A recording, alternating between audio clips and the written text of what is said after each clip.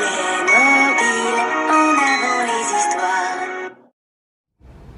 Bien, on va donc aborder un petit peu maintenant votre succès, donc vous dites européen, mais qui est quand même international, puisque on est d'accord, hein, donc les États-Unis, le Mexique, Oui. le Canada. Oui.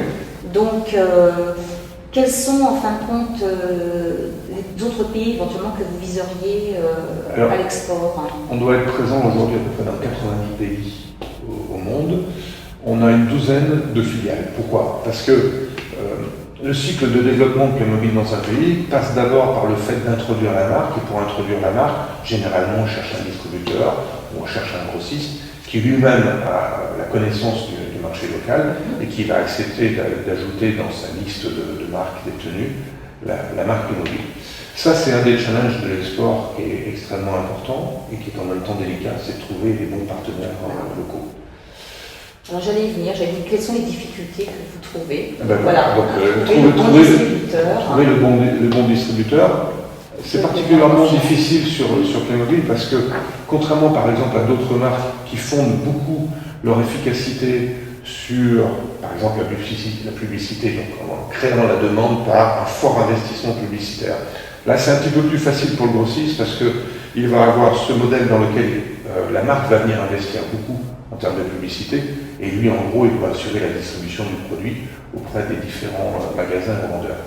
Playmobil, c'est plus compliqué, parce qu'on ne fonde pas notre développement sur la pression publicitaire, ça n'est pas notre premier argument. Notre premier argument, c'est la compréhension que les enfants ont du système Playmobil et la joie qu'ils peuvent avoir à s'y projeter, au travers de tout leur imaginaire, leur imagination, les histoires qu'ils se racontent. Mais ça, c'est pas immédiat, il faut un petit peu de temps pour installer une marque comme Playmobil.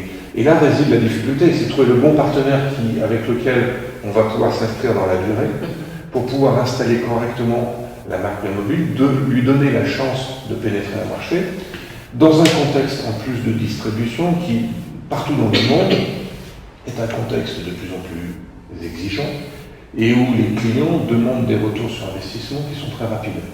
Retour investissement rapide sur Playmobil, ça n'existe pas. Il faut passer par une phase d'investissement. Et vous voyez bien la difficulté de dire, il faut convaincre les détaillants, les détaillants, les magasins de jouets, et puis deux, il faut convaincre le distributeur et le grossiste qu'on passe par une phase d'investissement.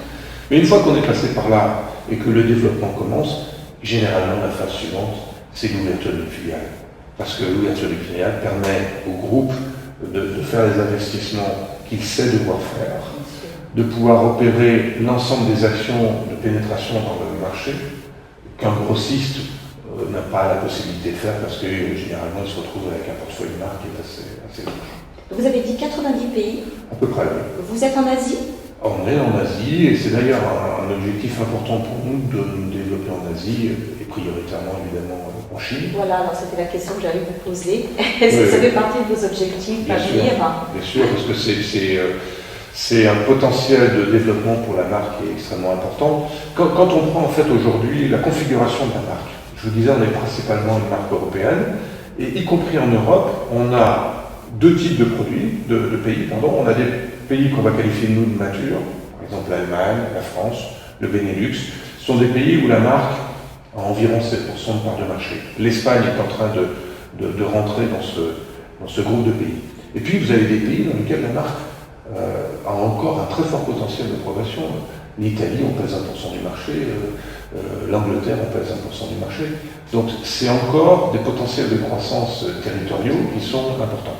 Mais quand on pousse au-delà de ça, il y a on est en train de croître de façon assez importante sur les pays d'Europe centrale. Par exemple, on vient d'ouvrir une filiale en Pologne. On a des activités en Russie, en Russie. Donc on est en train de pénétrer tout le marché de l'Europe de l'Est. Mais les deux grands potentiels de croissance pour Playmobil, c'est évidemment le marché nord-américain, où on est finalement un petit acteur. On va faire à peu près 30 millions de dollars aux États-Unis. Vous imaginez bien que dans un marché comme celui-ci, on ne pèse pas grand-chose, donc on a un potentiel de croissance. Il y a encore beaucoup à faire. Absolument. Et puis le deuxième marché, c'est l'Asie, avec en tête la Chine. Et alors l'Amérique du Sud?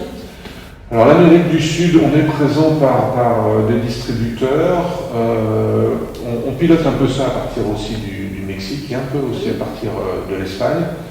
c'est pas pour l'instant des domaines, des territoires prioritaires de développement. Les États-Unis demandent énormément de ressources pour passer d'un chiffre d'affaires de 30 millions d'euros qui ne pèsent rien à faire partie des intervenants importants des États-Unis. Il y a beaucoup de travail à faire, donc il y a beaucoup de chemin à parcourir. Pareil pour la Chine. Donc, déjà avec ces deux cibles-là, il y a du potentiel, il y a du travail pour le groupe pendant des années. Absolument.